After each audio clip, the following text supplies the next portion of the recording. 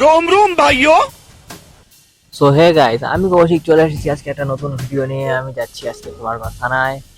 আজকে কুমারগঞ্জ থানায় একটু ফাংশন আছে। ফাংশনটা হচ্ছে মাদক বিরোধী এবং তামাক বিরোধী দিবস।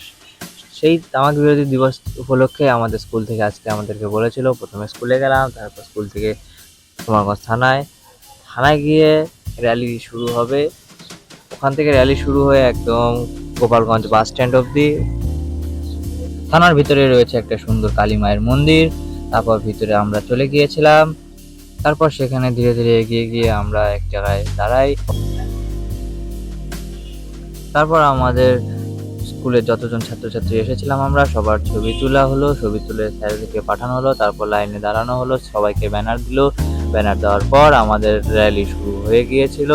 র্যালি শুরু হয়ে গোপালগঞ্জ বাস স্ট্যান্ডে এসে স্যারেরা কিছু বক্তৃতা দিল। বক্তৃতা দেওয়ার পর আমাদের টিফিন দিল। টিফিন দেওয়ার পর আমাদেরকে ছেড়ে দিল। আজকের জন্য এইটুকু বন্ধুরা, টাটা, গুড বাই। ভিডিওটা ভালো লাগলে লাইক সাবস্ক্রাইব করে দিও। আমরা বাড়ি যাই, টাটা।